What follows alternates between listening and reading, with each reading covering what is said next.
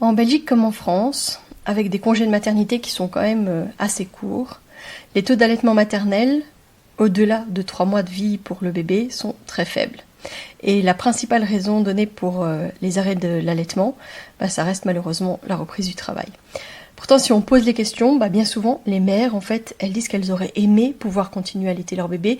Se dire que si c'est si peu répandu finalement de pouvoir continuer à allaiter son bébé sur le long cours, c'est peut-être tout simplement parce qu'on ne sait pas que c'est possible. Parce que on a l'impression que c'est un exploit qui est réservé pour des femmes qui sont extraordinaires, des Wonder Woman, ou alors des femmes un peu folles, quoi. Mais en réalité, peut-être que si on remettait au centre l'allaitement, si on expliquait pourquoi est-ce que c'était faisable et qu'on expliquait comment est-ce que c'était faisable, peut-être qu'il y aurait plus de bébés qui seraient encore allaités. Alors, c'est sûr que c'est important d'être soutenu, que ce soit par l'autre parent, par les médecins, par les personnes qui vont garder votre enfant quand vous allez reprendre le travail, par votre employeur, vos collègues de travail, et peut-être que c'est aussi très important d'avoir ce village autour de soi, ces femmes, ces regroupements de femmes, parfois qui peuvent vraiment faire du bien, que ce soit par exemple les villages matriarcales ou les papotes maman-bébé comme on a à la Bulle. Je pense que ce sont des espaces où les femmes peuvent justement se déposer, discuter de leurs difficultés, peut-être de leurs craintes dans la reprise du travail, de savoir comment est-ce elles vont aménager les choses. Alors aujourd'hui, avec mon partenaire Grandir Nature, on va justement parler d'allaitement maternel lors de la reprise du travail. Et je pense qu'il y a quoi de mieux que de travailler avec cette entreprise humaine, spécialisée dans la location des tire-laits, pour parler de sujets si importants. Parce que je pense que le plus important, c'est de savoir et que c'est possible et qu'il existe des solutions. Et pour que cela soit le plus serein possible, vous pouvez faire appel, par exemple, à Grandir Nature.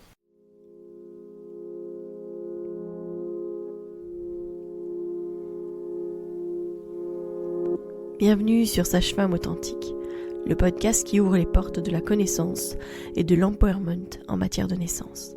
Ensemble, nous allons explorer les vérités de l'enfantement, briser les mythes et les peurs sociétales et célébrer la physiologie innée des femmes et des bébés dans leur voyage vers la naissance.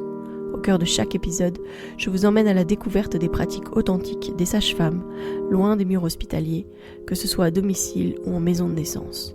Je suis Mélissa Chambard, sage-femme et maman de 5 enfants, et ici je vous partage mon expérience, mes conseils pratiques, mes découvertes, ainsi que des histoires inspirantes de parents, de sages-femmes et de professionnels de la périnatalité. Ceci pour que vous soyez pleinement acteur de la naissance de votre bébé, peu importe le lieu où vous avez choisi de l'accueillir, dans l'authenticité, la bienveillance, la force et la puissance.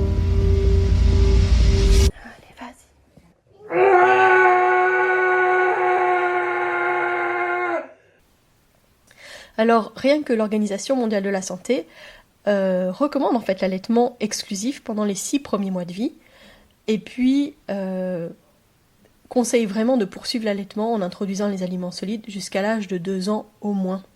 Ça souligne vraiment l'importance de l'allaitement maternel, même en travaillant, mais évidemment, quand on dit ça, c'est toujours un peu difficile de le visualiser et de le vivre quand on sait que chez nous, le congé de maternité est de 15 semaines.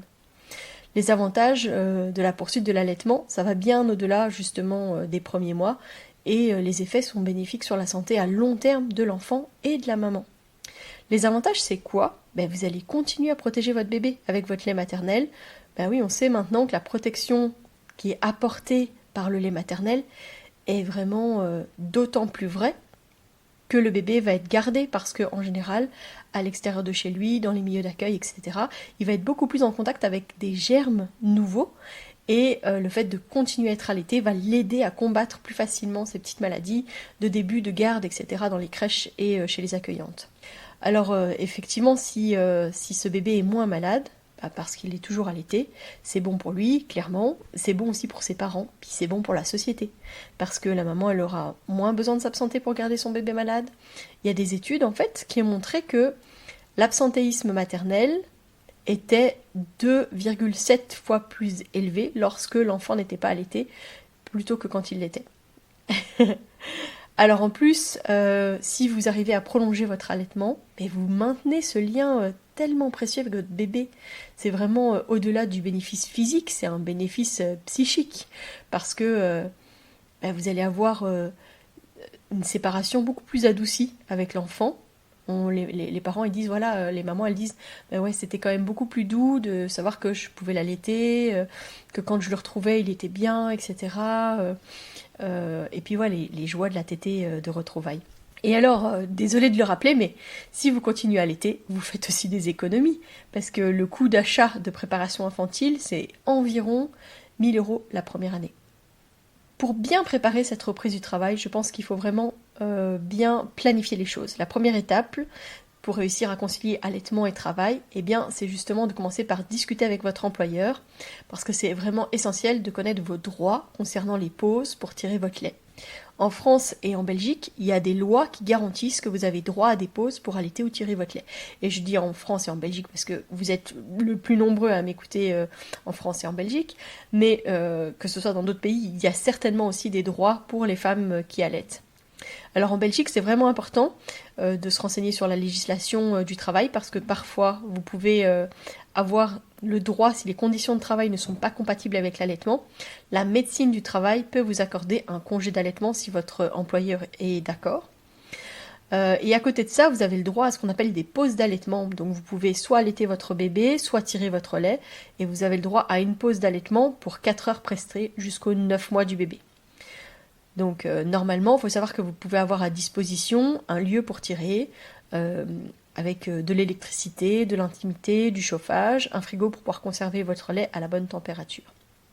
En France, la loi, elle encourage l'allaitement au travail en prévoyant aussi 1 heure dédiée aux mamans allaitantes pour tirer leur lait ou directement allaiter leur enfant. C'est vraiment important de pouvoir entretenir efficacement la lactation, que ce soit en étant avec le bébé tout près de soi ou en ayant la possibilité de pouvoir tirer le lait confortablement au travail.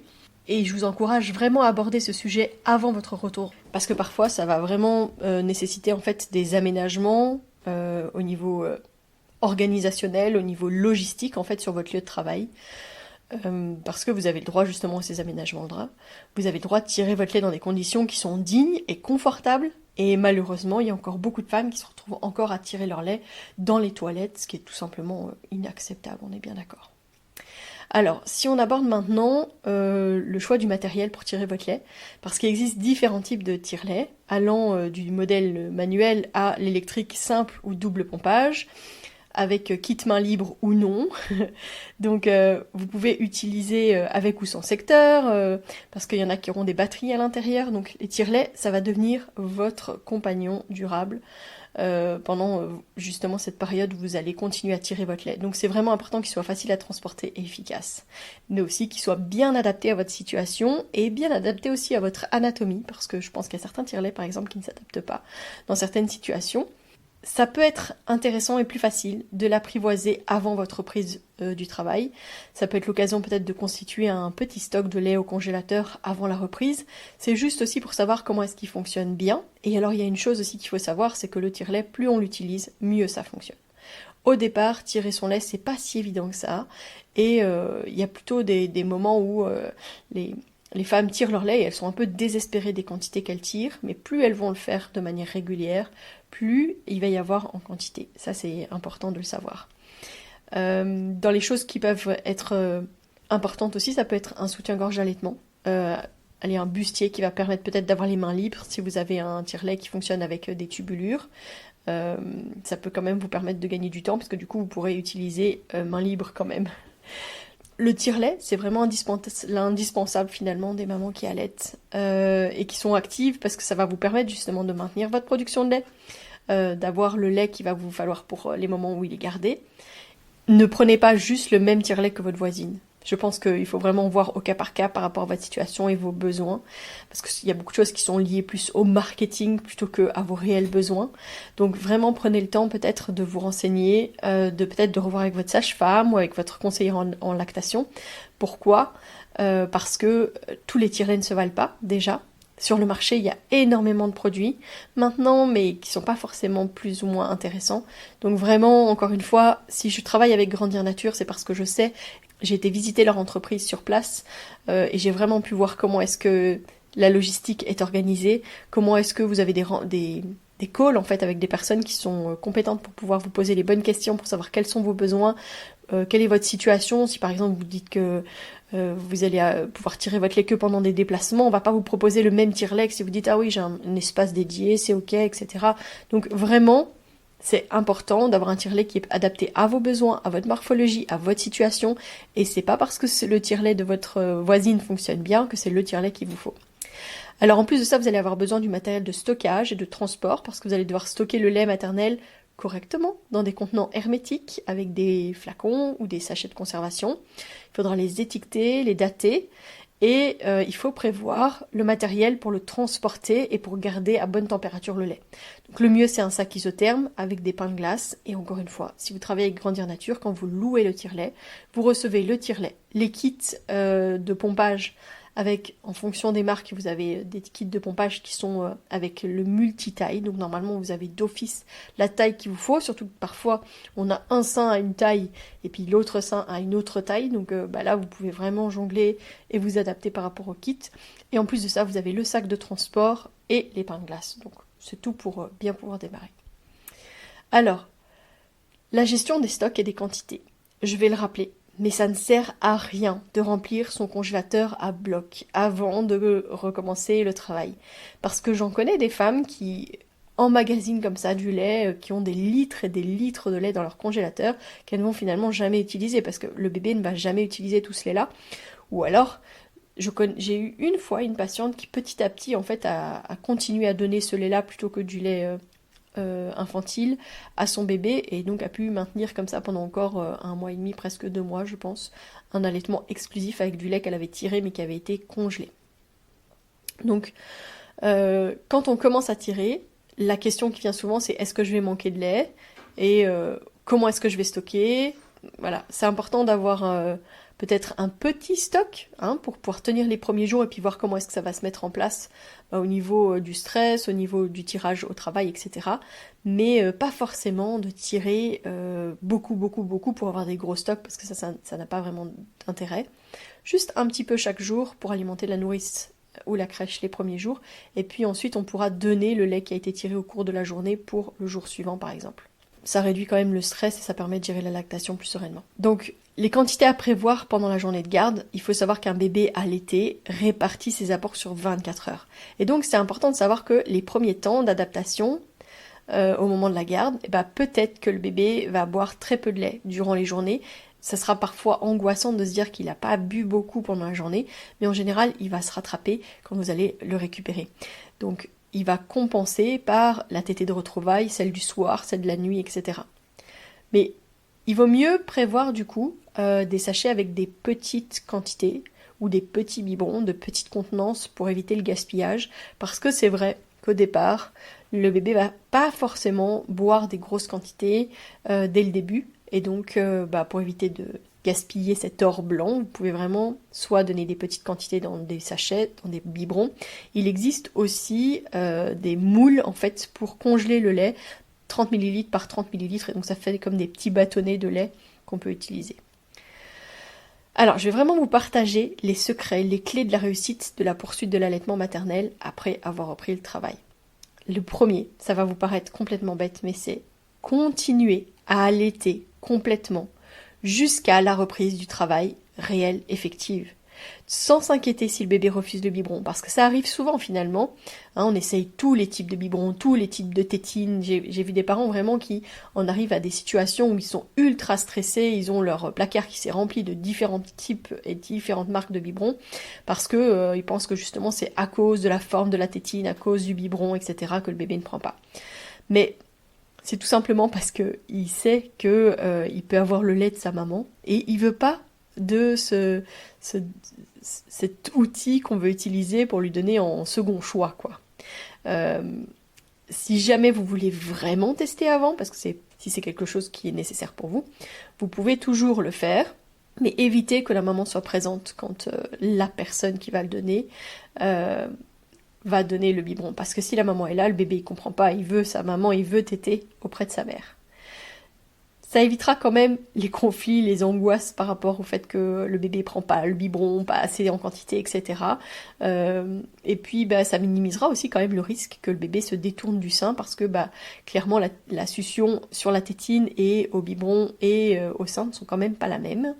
Et que ça peut quand même arriver qu'il y ait une confusion sein-tétine. Et donc on a plus de garanties que la lactation elle sera mieux installée parce que on fera durer le plus longtemps possible cet allaitement avant de devoir passer à un tirage, etc. Et de donner le lait autrement. Alors bien sûr, je pense que les lieux qui accueillent les bébés qui n'ont jamais connu les biberons, parfois sont un peu inquiets. Le personnel de crèche, les assistantes maternelles, etc., je pense que c'est parfois pas évident pour eux. Mais quand on les interroge, ils trouvent en fait toujours des solutions. Je sais que dans la crèche où ont été mes enfants, ils ont différents types de biberons. Ça leur est arrivé de donner avec la tasse, ça leur est arrivé de donner avec la soft cup, ça leur est arrivé même de donner avec les pipettes à médicaments ou même à la cuillère. Donc si c'est vraiment nécessaire, il y a toujours moyen de faire différemment. Et souvent, avec cette période d'adaptation, etc., le bébé va s'y retrouver, il n'y a pas de problème. La deuxième chose, c'est qu'après la reprise, vraiment, continuez à allaiter à la demande dès que vous avez votre bébé avec vous. Ça veut dire le matin, le soir, la nuit, les jours de congé, les vacances, etc. Non, ça perturbera pas votre bébé, parce que souvent on a peur, on se dit oui, il a eu un petit rythme à la crèche, si je ne le nourris pas de la même manière, dans les mêmes horaires que quand il est à la crèche, il va être perdu. Non, il va juste faire le lien entre quand je suis avec ma maman, je peux téter autant que je veux, et quand je suis à la crèche, je vais avoir le biberon quand c'est nécessaire, et c'est ok en fait. Donc ne vous inquiétez pas, et en plus ça va vous aider à maintenir votre lactation, parce que si vous vous dites quand il a eu les biberons à la crèche à telle heure, je vais lui redonner un biberon, ça veut dire que vous allez devoir tirer, vous allez devoir conserver le lait, le réchauffer, etc. C'est quand même plus difficile que si vous allaitez de manière, j'ai envie de dire, naturelle, sans vous poser trop de questions, bébé demande, hop, on sort le sein, on donne le sein, et puis c'est ok. Ça va aider à maintenir la lactation. Je pense que les femmes qui s'obligent à garder le rythme de crèche ou de gardienne, etc., qui s'obligent à tirer le lait, même quand elles sont avec le bébé, etc., pour pas perdre l'habitude de ce qui se fait dans le milieu de garde, leur allaitement s'arrête quand même beaucoup plus rapidement. Alors, le mieux, c'est que si vous pouvez allaiter sur le lieu d'accueil, c'est top. Mais ça veut dire, en fait, ça peut être juste la tétée de revoir au moment où vous déposez votre bébé. Juste avant de le déposer, vous faites une tétée. Et aussi la tétée de retrouvailles. Parce que dans les premiers mois, les premières semaines, les premiers mois où vous aurez déposé votre bébé, souvent quand vous allez le retrouver, ça va être son premier réflexe, c'est de s'enfouir tout près du sein et de montrer qu'il a envie de téter. Moi, je sais que pour mon plus grand, il avait ça en fait après la journée de crèche, et à l'époque il n'y avait pas de lieu pour pouvoir allaiter, et donc je me mettais sur les escaliers, j'allaitais, parce qu'il y avait une partie de la crèche qui n'était pas encore utilisée, donc je m'installais là. Après ça, ils ont installé un fauteuil dans la section, et donc quand on venait récupérer le bébé, si on voulait, on pouvait s'installer, on pouvait allaiter le bébé avant de partir. Donc ça c'est vraiment top, et c'est vraiment des équipes qui mettent des choses en place justement pour que ce soit beaucoup plus facile. Alors si c'est au cours de la journée, parce qu'il y a ça aussi, donc là je vous ai dit juste quand vous déposez le bébé, quand vous allez le chercher, mais si vous pouvez l'allaiter pendant la journée, parce que la crèche est pas très loin, ou que c'est même votre entreprise, ou votre administration, ou votre hôpital qui a une crèche pour le personnel, vous pouvez avoir l'opportunité peut-être d'aller allaiter votre bébé. Alors il y a des équipes qui sont qui ont un peu peur de ça, qui pensent que ça va perturber l'enfant, que ça va lui faire subir des séparations supplémentaires dans la journée, que ça risquerait aussi peut-être de perturber les autres enfants, qui auraient du mal peut-être à comprendre pourquoi leurs propres parents viennent pas. Mais quand on demande réellement dans les structures où ça se fait, en général ça se passe super bien. Donc si c'est quelque chose qui vous motive, peut-être de voir avec les équipes si c'est possible, parce que si vous pouvez vraiment avoir cette opportunité parce que la crèche est juste à côté ou est au sein de votre entreprise, ça serait dommage de ne pas pouvoir le faire. Alors, en plus de ça, si la maman ne peut pas se déplacer pour allaiter son bébé, peut-être que c'est possible que le bébé se déplace et vienne jusqu'à sa maman. Soit parce que la personne qui garde le bébé, qui pourrait être un autre parent, un membre de sa famille, la grand-mère, ou une garde à la maison, une assistante maternelle même, qui peut très bien amener le bébé au moment de la pause déjeuner, par exemple, ou 2 fois dans la journée. Si la distance n'est pas trop importante, pourquoi est-ce qu'on ne pourrait pas tout simplement faire venir le bébé sur le lieu de travail pour qu'elle puisse allaiter. Ça pourrait être super chouette. Et alors, évidemment, l'autre possibilité, c'est d'avoir son bébé au travail, c'est-à-dire chez soi, quoi, de faire du télétravail. C'est bizarre parce que on pense pas toujours à cette possibilité-là, mais une femme, elle pourrait très bien avoir un temps partiel sur son lieu de travail et puis une partie de son travail chez elle, où justement, elle aurait son bébé pas très loin. Le mieux, évidemment, ce serait qu'elle ait quelqu'un quand même qui puisse en prendre soin, parce que je pense que c'est quand même pas évident de prendre soin d'un bébé, de travailler en même temps, de l'allaiter, etc. Mais si on a quelqu'un qui peut être là un peu pour justement soutenir, alors là, ça serait vraiment fantastique. Parce que avec le Covid, on a bien vu qu'il y avait moyen vraiment de télétravailler, qu'il y a certains métiers, en fait, où on peut vraiment maintenir sans problème un travail en télétravail, et pourquoi pas, donc du coup... pouvoir travailler à la maison et avoir quelqu'un qui va vous aider à vous occuper de votre bébé. Alors évidemment, vous pouvez aussi tirer votre lait. Si vous ne pouvez pas donner directement votre lait, le sein à votre bébé à la crèche, quelqu'un qui vous l'emmène, etc., ou que vous travaillez chez vous, il va falloir tirer. C'est tout à fait possible de concilier travail et allaitement sans jamais tirer son lait. Si l'enfant est plus grand en fait et puis qu'il mange des solides, il va pas forcément demander du lait. Il aura peut-être sa tétée de revoir, sa tétée de retrouvailles et les tétées de soirée, de nuit, etc. Ou alors, vous avez peut-être tout simplement lancé un allaitement mixte et donc les fois où il est chez la gardienne, vous vous tracassez pas trop. Si vous avez du lait, vous donnez votre lait. Si vous en avez pas, il a de la formule et c'est ok aussi. Alors si vous tirez votre lait, parce que si votre bébé est assez jeune, sincèrement je vous conseille quand même de tirer, parce que ça va vous aider à maintenir la lactation, à stimuler les seins, ça va prévenir des éventuels engorgements ou les canaux qui vont se boucher, enfin voilà. Donc si vous choisissez de tirer, en général, si vous tirez et que vous continuez votre travail, etc., vous allez allaiter généralement plus longtemps parce que si vous ne stimulez pas du tout, peut-être que quand même la stimulation n'est pas suffisante et que l'allaitement peut se tarir plus rapidement. Les craintes les plus fréquentes chez les mamans en général, c'est la peur d'avoir une diminution de la lactation. La peur de ne plus avoir assez de lait quand le bébé tète, ou la peur de ne plus arriver à tirer suffisamment pour combler les besoins du bébé quand il est gardé. Alors c'est vrai que il y a certaines mamans, vraiment, elles tirent des grosses quantités hyper facilement, en très peu de temps, etc. Et à contrario, il y a des mamans qui tirent vraiment à flux tendu. Elles ont péniblement les quantités qu'il faut, et c'est difficile. Moi j'avais exactement ça, je tirais pendant un temps très très long pour avoir difficilement 90 millilitres, c'était vraiment fatigant je trouvais, parce que je me disais j'arrive à avoir 40 d'un côté, 50 de l'autre, c'est vraiment pas énorme. À côté de ça, j'avais des femmes que je voyais qui elles en 5 minutes avaient déjà 120 millilitres sans problème, voire 180, les biberons d'allaitement limite débordaient quoi, donc voilà. Alors, ça peut être dû au fait que la mère ne tire peut-être pas suffisamment de fois, c'était peut-être bien mon cas. En tout cas, j'ai peut-être aussi jamais trouvé le tire-lait adéquat pour moi. Peut-être pas assez longtemps, peut-être effectivement que c'était un tire-lait qui n'était pas assez efficace, ou attention, c'est parfois les tétrelles qui sont pas adaptées, donc il faut vraiment pas hésiter, encore une fois, à faire le point avec votre sage-femme, avec votre conseiller en lactation, parce que parfois c'est quelque chose qui peut vraiment faire toute la différence. Je vous invite quand même à être attentif à ces tire-laits main libre qui peuvent être vraiment une solution hyper intéressante, par exemple pour les mamans qui font beaucoup de déplacements et qui peuvent tirer pendant qu'elles conduisent par exemple, ou dans des situations où elles sont dans des open space, où elles n'ont pas la possibilité d'avoir un lieu pour tirer, etc. et pour éviter d'avoir à tirer dans les toilettes. Il y a de très bons et de très mauvais tire-laits dans le lot, donc faites attention. Et surtout, faites attention à la taille des tétrelles, il y a quand même moins de possibilités de jouer sur la taille des tétrelles. Et surtout, bien positionner ces tire-laits, parce qu'on voit moins bien, en fait, comment travaille le mamelon à l'intérieur du tire-lait.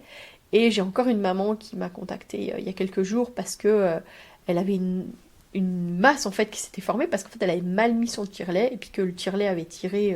à côté finalement, elle avait comme une grosse boursouflure qui est passée au bout de 4-5 heures quoi, mais elle dit j'ai eu super peur, elle dit j'ai pas vraiment senti, ça m'a pas fait vraiment mal, mais après voilà, ça peut être quand même un peu embêtant.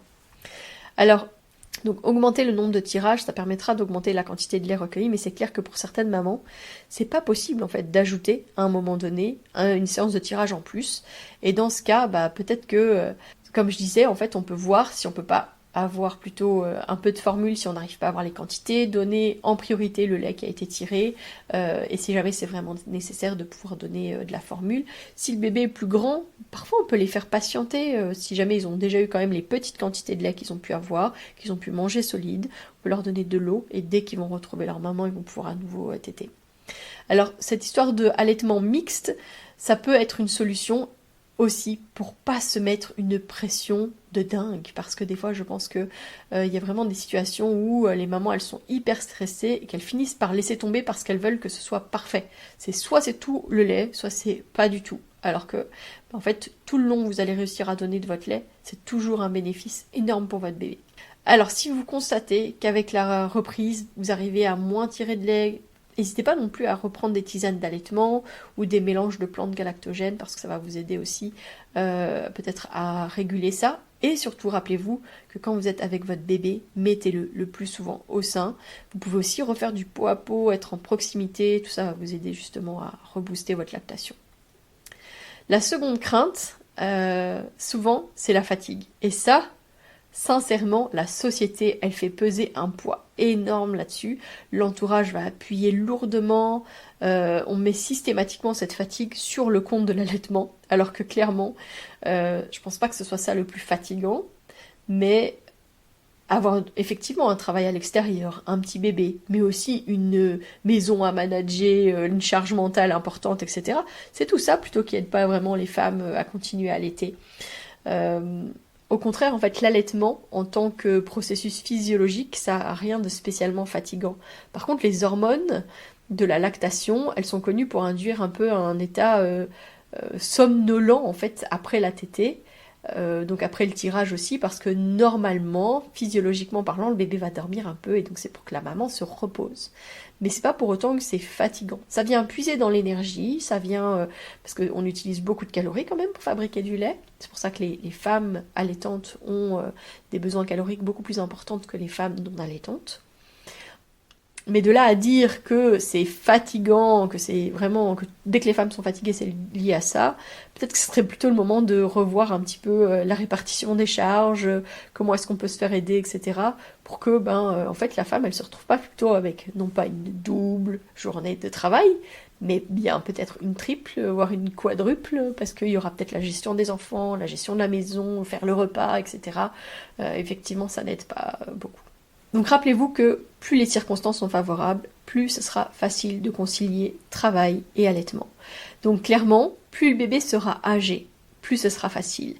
Parce que quand on commence à devoir tirer son lait alors que le bébé n'a même pas 3 mois, parce qu'on reprend le travail et que le bébé va aller à la crèche, il y a des femmes qui arrivent. Mais là, pour le coup, je les admire beaucoup parce que ça doit être quand même vraiment plus difficile, alors que quand le bébé commence déjà à être un peu diversifié, c'est quand même beaucoup plus facile. Pensez peut-être, si vous pouvez pas être en congé d'allaitement, si vous n'avez pas vraiment cette possibilité, peut-être voir si vous avez la possibilité de réduire vos horaires ou que ce soit un peu plus flexible, parce que c'est parfois possible, comme je disais, un peu de télétravail, un peu de choses en fait qu'on puisse aménager, parce que ça va peut-être vous permettre justement d'avoir aussi plus de temps avec votre bébé, donc d'avoir plus de moments où vous allez être en allaitement exclusif avec le bébé au sein, et ça va vous aider à maintenir votre lactation. Voir peut-être pour les temps de transport, parce que si jamais par exemple c'est plus simple de prendre habituellement la voiture, mais que là avec le train en fait ça va être beaucoup plus facile. Clairement si vous avez un tire-lait main libre, vous pourrez tirer même dans le train si vous voulez, personne ne s'en rendra compte. Moi je tirais mon lait pendant mes consultations, donc c'est pour dire. Donc voir la possibilité de tirer son lait, la possibilité de donner le sein au bébé pendant le temps de travail, et surtout l'entourage encourageant, soutenant, parce que ce sera ça qui va vous aider, et pas qu'on vous mette des bâtons dans les roues en vous disant mais arrête de t'obliger à continuer, ça te fatigue, peut-être que ça sera plus simple si tu arrêtes, regarde tout le matériel que tu es obligé de te déplacer, etc. Ça c'est pas soutenant du tout. Alors que si la femme elle vous dit qu'elle a vraiment envie de continuer à allaiter, soutenez-la, proposez-lui peut-être une boisson après avoir tiré son lait, etc. Mais vraiment c'est important de remettre du sens là-dedans. Voilà, Donc avant de vous quitter, je vous rappelle que vous pouvez donc louer vos tire-laits auprès de Grandir Nature, qui a un service qui va vous poser des questions, vous demander quels sont vos besoins, vos spécificités, etc. et qui pourra vous proposer un tire-lait en fonction de vos besoins. Je rappelle que vous pouvez le faire en France, mais aussi en Belgique. Et je vous rappelle également que vous pouvez bénéficier du code promo Bulle 20 pour avoir 20% sur des commandes de produits en dehors justement de la location des tire-laits, parce que Grandir Nature a aussi une boutique en ligne en fait avec beaucoup de produits très très intéressants autour de l'allaitement, mais pas que, autour du maternage proximal, etc. Donc vraiment n'hésitez pas à aller voir leur site internet, donc attention parce que là par contre le code promo est valable sur le site grandirnature.be, donc sur le site belge. Voilà. Merci à vous pour cette écoute. N'hésitez pas à partager cet épisode. Vous êtes toujours les meilleurs ambassadeurs de Sage-Femme Authentique. Merci à vous et je vous donne rendez-vous mercredi pour l'épisode Questionner la Sage-Femme. D'ici là, portez-vous bien.